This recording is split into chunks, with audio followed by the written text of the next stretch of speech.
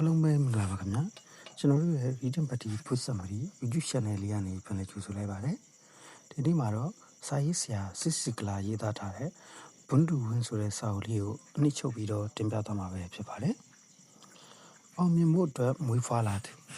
စာမေးပွဲရလက်တွေကိုရင်တရေလေးနဲ့စောင့်နေရတာမျိုးဒါမှမဟုတ်အလုပ်လျှောက်ထားပြီးကိုရေးခံရပါသေးလို့နေတိုင်းဆူတောင်းနေရတာမျိုးကိုမြင်အောင်ကြည့်လိုက်ပါကိုနှစ်သက်တဲ့သူရှိန်တူကိုခွင်တောင်းထားပြီးသူကဟုတ်ကဲ့လို့ပြန်ပြေမှာကိုမျောလင့်နေတာမျိုးလည်းဖြစ်နိုင်ပါတယ်ကျွန်တော်တို့အားလုံးဟာလုံးသမျှအရာတိုင်းမှာအောင်မြင်ချင်တာကြီးပါဒါပေမဲ့အချို့လူတွေကဘာလို့တခြားသူတွေတက်ပို့ပြီးအောင်မြင်နေကြတာလဲဆိုတာကိုသင်တွေးဘူးပါသလားသူတို့ကပို့ပြီးတော့ကံကောင်းလို့လားအမှန်တရားကတော့အောင်မြင်မှုဆိုတာကံတရားနဲ့တည်းမဆိုင်ပါဘူးသင်ပါဝင်ကျွန်တော်တို့လူသားတိုင်းဟာအောင်မြင်မှုအတွက်မွေးဖွားလာကြတာအောင်မြင်နိုင်စွမ်းဟာလူတိုင်းမှာရှိပါတယ်ဒါပေမဲ့ရှုလူတွေကပို့ပြီးတော့အောင်မြင်သွားကြတာဟာသူတို့ဟာလှုပ်လှုပ်ပုံချင်းမတူလို့သူတို့ကအောင်မြင်မှုကိုစူတောင်းနေုံနဲ့မဟုတ်ပဲအောင်မြင်မှုအတွက်စီစဉ်နေပြင်ဆင်နေပြီးတော့အကောင့်တွေပေါ်တယ်သင်ရဲ့စွမ်းဆောင်ရည်တွေကိုဘလို့သုံးချပြီးတော့အောင်မြင်သူတယောက်ဖြစ်လာမလဲဆိုတော့သင်ခန်းစာတွေကနေတဆင့်ချင်းလမ်းပြပေးသွားမှာပဲဖြစ်ပါတယ်နံပါတ်1အောင်မြင်ခြင်းစိတ်ရှိပါစေသင်ဟာကြီးကျယ်တဲ့ຢာတွေကိုလှုပ်ဆောင်နိုင်ဖို့မွေးဖွားလာတာပါသင်မှာလိုအပ်တဲ့အရည်ရှင်နဲ့ပါရမီတွေရှိပြီးသားပါဒါပေမဲ့ငါမှစွန့်ရင်ရှိပါလျက်နဲ့ဘာလို့မအောင်မြင်သေးတာလဲလို့မေးစရာရှိလာပါတယ်အဖြေကရိုးရိုးလေးပါအိမ်မက်ကိုလက်တွေ့ဖြစ်လာဖို့ဆိုတာအားထုတ်မှုလိုပါတယ်သင်ပေးထားတဲ့အားထုတ်မှုကသင်ရဲ့စွမ်းဆောင်ရည်နဲ့ထိုက်တန်မှုမရှိသေးလို့ဖြစ်နိုင်ပါတယ်အောင်မြင်မှုကိုလိုချင်ုံနဲ့တကယ်လုပ်တာဟာအလန်းဝေးပါတယ်ပထမဆုံးရှည်လန်းပြင်းပြတဲ့ဆန္ဒရှိဖို့ပါသင်တစ်ခုခုကိုတကယ်လိုချင်ပြီဆိုရင်အဲ့ဒီစိတ်ကသင်ကောင်းထဲမှာအမြဲရှိနေပြီးတော့အိမ်မက်တွေလက်တွေ့ဖြစ်လာတဲ့အထိသင်ကိုတွန်းအားပေးနေမှာပါဒီလိုဆန္ဒမျိုးကိုဘယ်လိုမွေးမြူမလဲစာရေးသူဇစ်စစ်ကလာအတွက်တော့သူ့ရဲ့လှုံ့ဆော်မှုကသူ့ရဲ့အထက်လူကြီးမာရီစီယာနေလာတာပါစစ်ဟာစီဝါရေးပက်ကကြီးတင်မှာစင်စင်ရဲကြီးပင်းခဲ့ရပြီးအငယ်ကလေးကအလုံးလုံးခဲ့ရတယ်ဒီနေ့မှာသူအိမ်နာရရောက်ပစ္စည်းလက်ရောင်းနဲ့အလုံးလုံးနေတော့မှမာရီယာသူ့ကိုခေါ်တွေ့ပါတယ်စစ်ကတော့အစုခံရမယ်လို့ထင်နေရပါဒါပေမဲ့မာရီယာသူ့ကိုပြစ်တင်မဲ့စား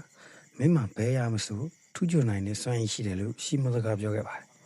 အဲ့ဒီစကားဆေးရရင်ထဲကမိတော့ကိုတောက်လောင်စေခဲ့ပါတယ်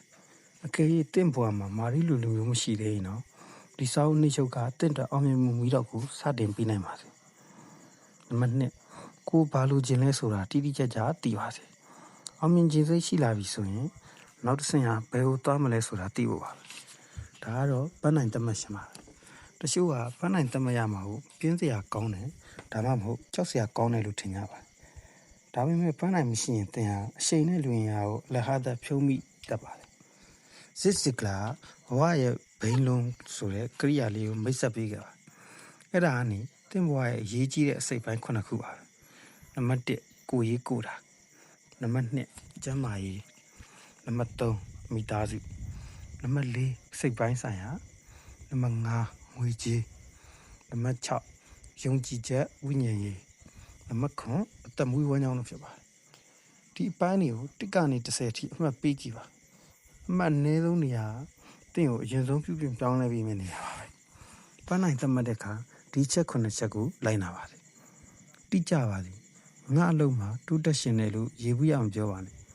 9နှစ်အတွင်းမန်နေဂျာဖြစ်ရမယ်ဆိုတာမျိုးတိကျပါစေအကျိုးကျေးဇူးကိုကြည့်ပါဒီပန်းနိုင်ကိုအောင်မြင်ရင်ဘာကောင်းကျိုးတွေရမလဲဆိုတာကိုချရေးထားပါ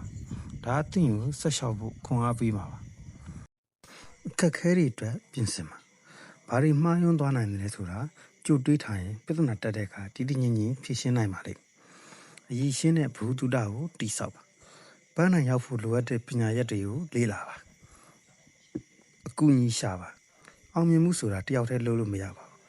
ကိုယ်အားပေးမဲ့သူလမ်းပြပေးမဲ့သူတွေနဲ့ဝန်းရံထားပါလှုပ်ဆောင်ချက်အစီအစဉ်ဆွဲပါပန်းနိုင်ကြီးကိုအပိုင်းလေးတွေခွဲပြပါဥပမာ10လအတွင်း weight 38ပေါင်ကျခြင်းနဲ့ဆိုရင်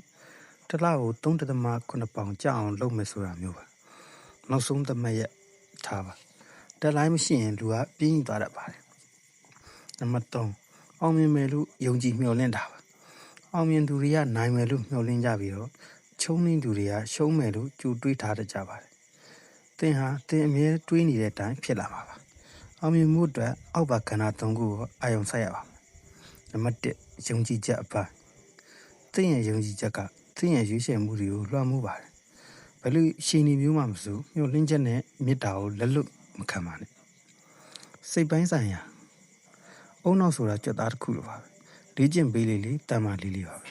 စာဖတ်ပါဘုတုဒ္ဒရှာပါအသစ်တွေကိုသင်ယူပါရုပ်ပိုင်းဆိုင်ရာသင်ခန္ဓာကိုယ်ကသင်အိမ်မက်တွေကိုအကောင်းထဲဖော်ပြီးမဲ့ရဟရင်တစည်းပါပဲကျမ်းမာအောင်နေတိုင်းစားတော့ဖို့အရန်ရည်ကြီးပါတယ်